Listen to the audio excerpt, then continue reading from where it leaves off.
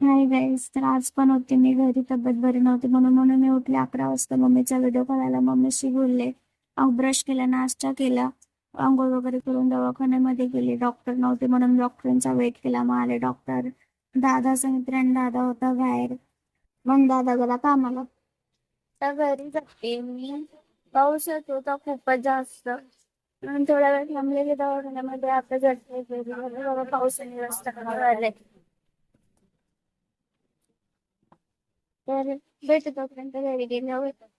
तर मला काय झालंय काय नाही हे जर मला बघायचं असेल तर नेक्स्ट पार्ट कमेंट करा. भेटून जाईल कळलं तुम्हाला मला काय झालंय काय नाही. दवाखान्यामध्ये गेले होते मी.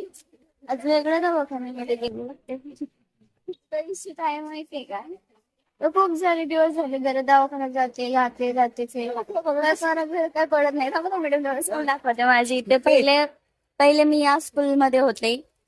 आता माझी स्कूल चेंज झाली. ही बघा, ही ती स्कूल खूप भारी स्कूल आहे. शिकले मी तिथे. आता मी स्कूल चेंज केली. बरी खाल्ली. मला पाऊस चालू आहे. आता मी चाललोय घरी. बघा आमच्या घराचा रस्ता.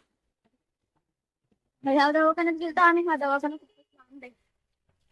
बघा आता पावसाळा नाही, पाणीपुरी खायची आणि मग एवढा वेळ एकदम घरी जायचं. माझ्या मम्मीला त्या फ्रूटचं नाव बोलायला येत नाहीये. मम्मी काहीतरी वेगळंच बोलते.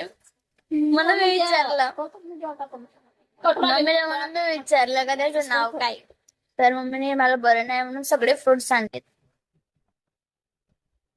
आणि मी अभ्यास करत होते इथे.